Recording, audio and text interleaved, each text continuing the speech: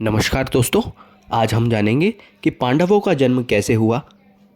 जन्मेजय ने वैशंपायन जी से पूछा कि भगवान, अब मैं पांडवों की जन्म कथा सुनना चाहता हूँ। तो वैशंपायन जी ने कहा, जन्मेजय, एक समय वन में विचर रहे राजा पांडु ने अपनी पत्नी मृगी के साथ मैथुनावस्था में निरपराध मृग पर 5 बाण चलाए, जिससे वह घायल हो गए। घायल मृग ने कहा कि मैं किंदम ऋषि हूँ, लज्जावश मैं इसी रूप में विहार करता हूँ।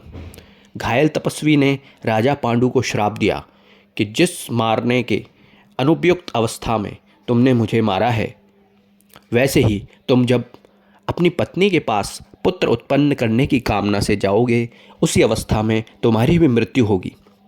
यह कहकर तपस्वी ऋषि किंदम ने अपने प्राण छोड़ दिए।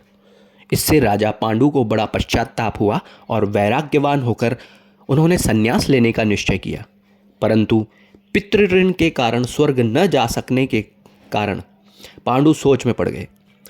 तब उसकी पत्नी कुंती ने कहा, आर्यपुत्र, बचपन में दुर्वासा ऋषि ने मेरी सेवा से प्रसन्न होकर मुझे एक मंत्र का वर दिया था, जिससे मैं जिस देवता का आवाहन करूंगी उसी से मुझे संतान प्राप्त होगी। तो इस प्रकार सर्वप्रथम कुंती ने धर्मराज का आवाहन किया। धर्मराज सूर्य के समान चमकीले विमान पर कुंती के पास आए और मुस्कुराकर बोले, कुंती, बता मैं तुझे क्या वरदान दूं। कुंती ने भी मुस्कुराकर कहा, मुझे पुत्र दीजिए।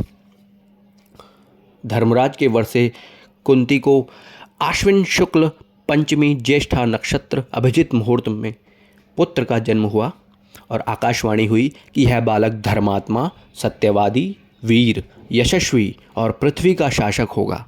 इसका नाम होगा युधिष्ठिर।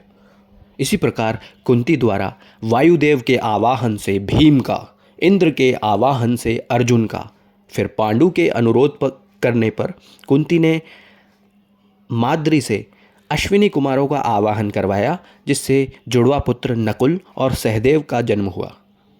तो इस प्रकार एक एक वर्ष के अंतराल में 5 पांडवों की उत्पत्ति हुई। तो दोस्तों, ऐसे ही और रोचक कहानियों से भरे वीडियोस के लिए अभी इस चैनल को लाइक एवं सब्सक्राइब करें। हरे कृष्ण।